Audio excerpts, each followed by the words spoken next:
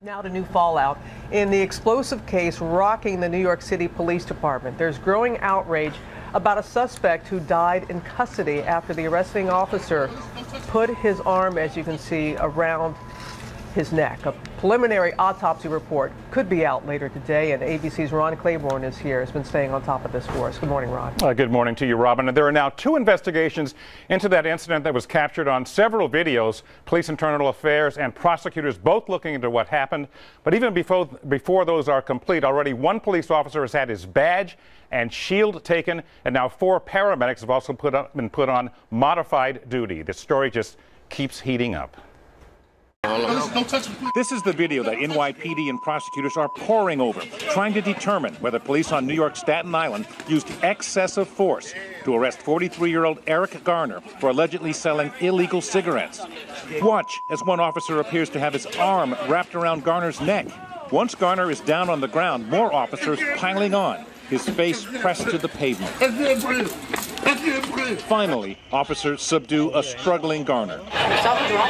They gave this man a seizure. Garner, a father of 6, died about an hour later at a hospital, according to police. It just snatched my heart right out my chest, like I'm an empty shell right now. But I gotta stay strong for my kids. As investigators look into whether force contributed to his death, the racially charged incident sparking protests over the weekend. An unarmed man was subjected to a chokehold, and the result is he is no longer with us. Words of anger, scenes of anguish.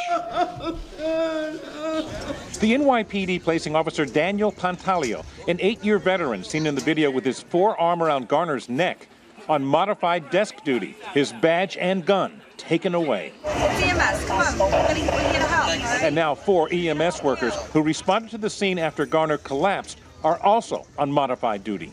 Investigators tell us they will be focusing on whether Garner was placed in a chokehold, which is banned by New York City police guidelines. A chokehold restraint is meant to suffocate the air out of an individual. This hold was more of the lines of a submission restraint.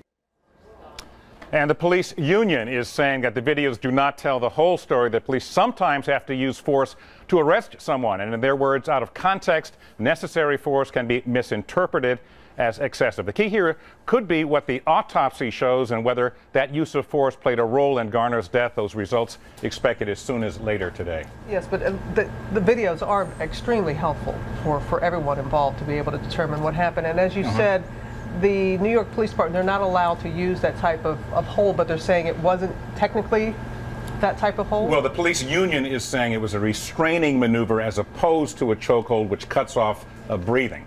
So the autopsy here will be very important in determining whether he was killed under those circumstances or that led to his death. One thing that is clear, you could hear him say, "I can't breathe." He said it 4 or 5 times. All right. Clearly. Thank you, Ron.